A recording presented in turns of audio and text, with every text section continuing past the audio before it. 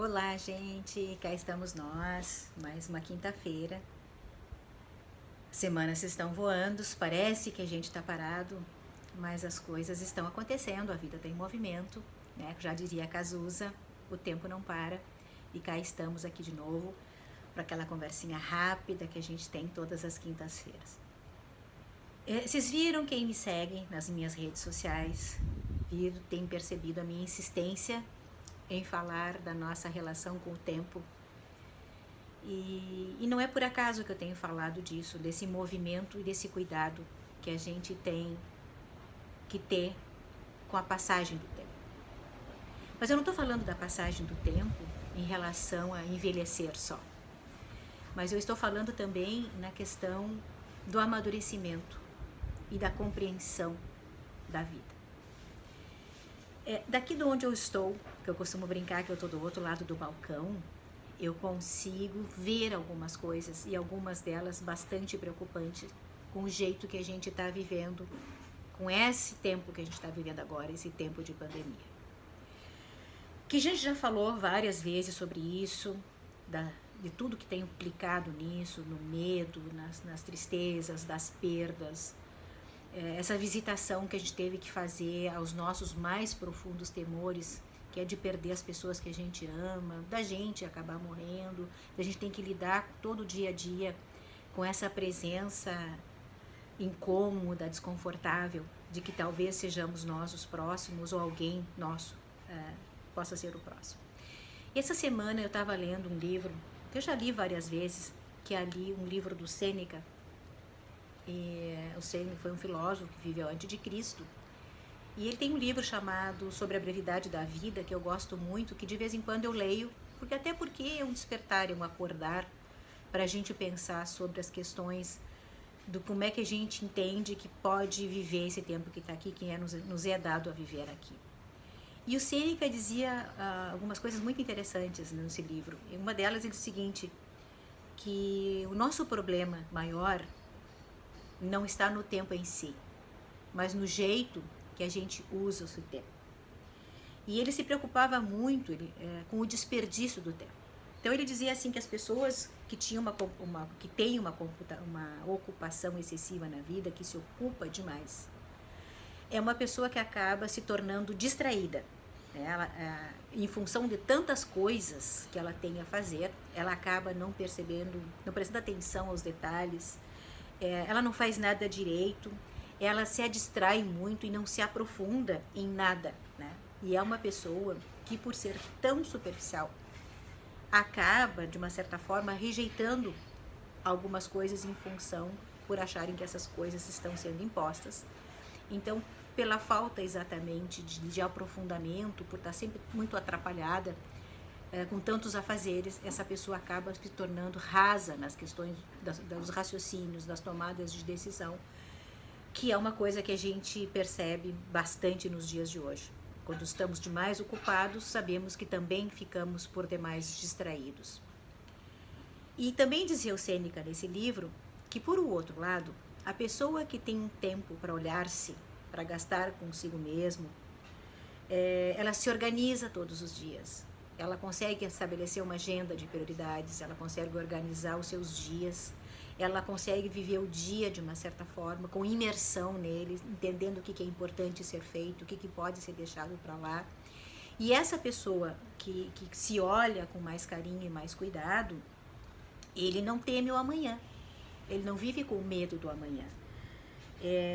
Então, essa pessoa que faz essa imersão, que tem essa qualidade de vida, que cada dia é rico e que no final do dia ela olha e diz assim, eu vivi bem hoje, eu organizei o meu dia bem, eu fiz o que eu precisava ser feito, eu dei o melhor de mim, e tem essa reflexão positiva no final do dia, essa é uma pessoa que provavelmente não tem medo do amanhã, porque ela sabe que ela não está desperdiçando o tempo, como diria o Sêneca, né? O tempo está sendo bem gasto. Então, assim, acho que esse é um convite que eu fiz toda essa semana, da gente se levantar e se perguntar como é que eu estou gastando meu tempo, em que eu estou investindo. Por que estamos tão assustados? Por que estamos tão apavorados? Por que a gente entrou nesse lugar de tamanha desesperança?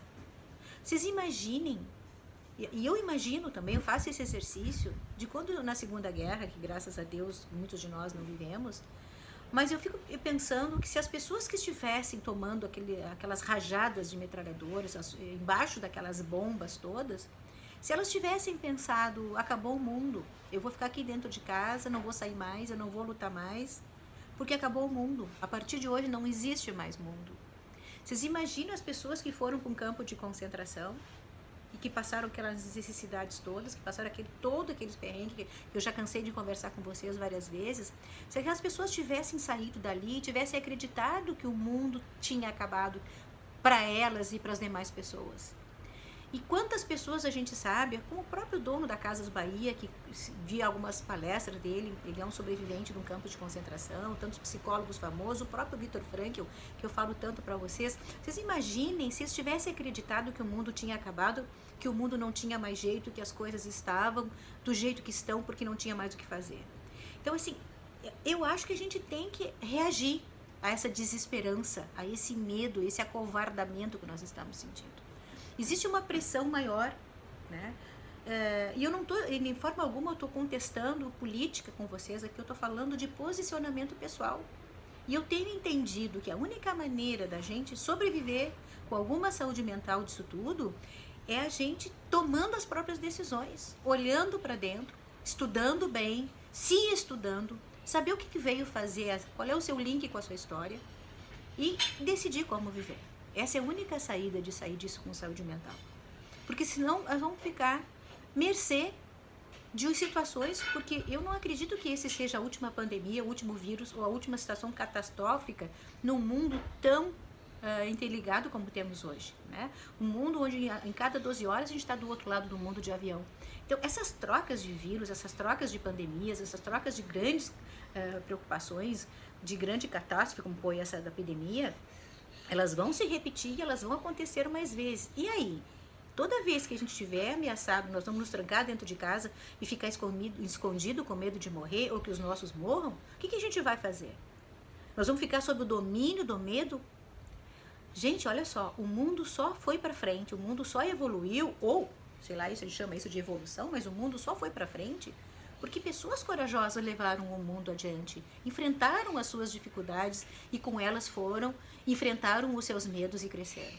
Então, assim, essa semana toda eu quis conversar com vocês e fechamos nessa conversa de quinta com essa ideia de que a gente precisa visitar os próprios medos e enfrentá-los. E como dizia a Sêneca, olhar a vida sem desperdiçar tempo. Olhar-se, ver as suas barreiras, o que está nos trancando, o que a gente veio fazer aqui e não ser soberbo, de achar que eu preciso garantir a minha vida porque o mundo vai parar se eu ficar para trás. Não, o mundo vai seguir comigo ou semigo, né? Então, o mundo segue. A gente tem que ter coragem. Eu não estou dizendo que a gente tenha que peitar o vírus, que a gente tem que andar sem máscara, que a gente tenha que se expor, que tem que aglomerar, não estou falando nada disso. O que eu acho é que a resposta para a saída desse problema, ela reside dentro de nós. Ela não vem do norte, ela não vem de uma determinação externa, ela vem da nossa capacidade de decidir. Então, assim, como estamos lidando com o tempo? O que nós estamos fazendo com o nosso dia a dia, com as 24 horas que nos é dado viver? E que a gente tem feito com isso? Como é que a gente tem vivido? Eu tenho vivido preocupada com isso, porque estamos vivendo não mais sob o domínio da coragem, mas sob o domínio do medo. E quando o medo nos domina, ele paralisa. Então, já conversei com isso várias vezes, mas não custa repetir. Precisamos olhar. É dentro de 24 horas que a vida acontece. É aí que nós temos que nos arrumarmos para viver 24 horas. E essas 24 horas, como é que a gente tem vivido? O que a gente tem feito do que nos é dado de vida? Eu ficar trancado com medo de morrer, eu ficar encerrado, sofrendo sozinho, com medo de morrer, é estar vivendo? Não sei. Passa para ti essa pergunta. Te pergunta se tu estás vivendo. Se isso para ti é vida. Se tu morreres hoje, depois de um ano trancado dentro de casa, tu estás feliz. Se tu viveu bem esse um ano, se a vida para ti teve sentido, se tu realizou teus planos, se tu realizaste os teus sonhos, se tu estás melhor hoje. Essa é a questão. Somos melhores do que estávamos no ano passado? Se, não sei. Vamos pensar juntos, tá bom? Conversinha de quinta, rápida. Hoje foi um pouquinho mais longa, mas a gente volta, se Deus quiser, na próxima quinta-feira. Um beijo e até lá.